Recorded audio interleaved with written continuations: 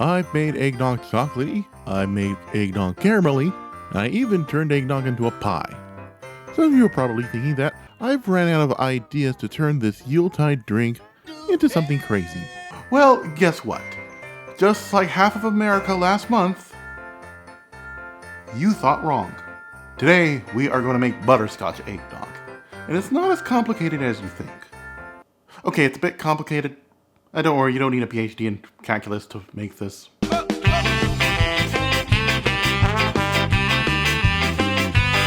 First and obvious ingredient, eggs.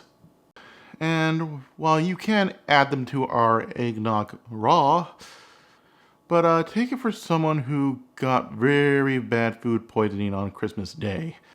Yeah, funny thing is I attended midnight mass earlier that same day. Don't overthink it. Anyway, since you don't want to get food poisoning like me during Christmas, you're better off pasteurizing your eggs. And thankfully that can be done through the power of a Sous vide machine. I have here in this tub 7 eggs. And while the recipe doesn't require that much, in fact it only requires 6, toss a few more just to be safe. Trust me, I had a few broken yolks a few times testing out this recipe. So grab a Sous vide machine, link it in the description if you want one. Let's set it to 135 Fahrenheit. And set the timer to 1 hour and 30 minutes. Hey, whoa. Let's not jump to a time card yet. We can use this time efficiently by making the butterscotch base. So I have here a medium-sized sauce pot, to which we'll add 2 cups of brown sugar,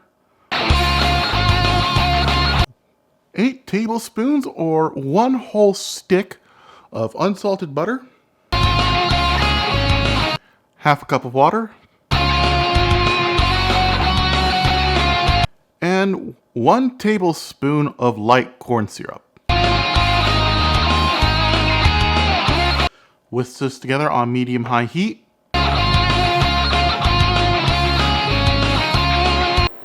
Alright, once the butter has emulsified into the caramel, turn up the heat a bit. The other camera fogged up, but what you're smelling for is the caramel to have a slightly burning smell. That's when it's ready. Okay, once it deepens in color, and or you smell a slightly burning smell, kill the heat. And then let's add in 2 cups of heavy cream. Better finish up this one. Now, if this method seems familiar, that's because I used it in my recent butterscotch pudding episode. I used the corn syrup to prevent the cold cream from crystallizing the hot butterscotch. And the results speak for themselves. How much time do I have left on my 1 hour and 2 minutes?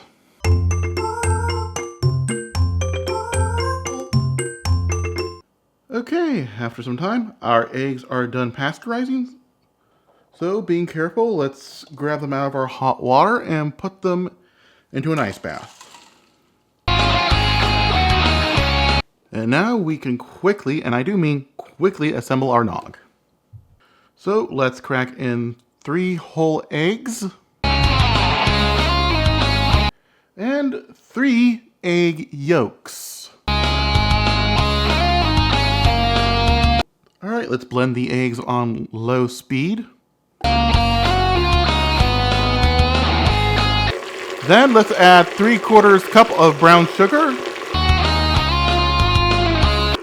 Increase the speed slightly. Next, let's add 1.5 teaspoons of ground cinnamon. And 1 teaspoon of freshly grated, and yes, I do mean freshly grated, nutmeg.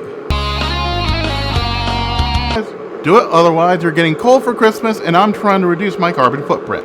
Then let's slowly pour in our butterscotch base. And finally, let's add 2.5 cups of milk. And finally, 1.5 teaspoons of vanilla. Alright, let me give it a taste test. You know what? A little more nutmeg. And yes, the rumors are true. If you use too much nutmeg, you're going to start seeing colors that don't exist. Also, it'll overpower the other flavors, so go easy on stuff. And finally, all there's left to do is just pour it in a pitcher. Yes, I guess I can use this as a pitcher, but do you really want to? Garnish with a large cinnamon stick and drink up. Now, some of my more loyal viewers might have noticed that this isn't the normal angle I use to end the show, and they're right. Why? My niece's temper tantrums can shatter solid glass. So for everyone's safety, they're staying up. This has been Chase Cuttin Kitchen. I'm CRJ, making cooking fun, and meaning it this time. Thanks for watching. If you liked the video, smash the like button. If you really liked the video, become a subscriber and hit the bell notification icon. I upload every Monday. Don't forget to follow me on Twitter, Instagram, TikTok, and support me on Patreon. Yeah, halfway production I forgot to put on this. That explains everything.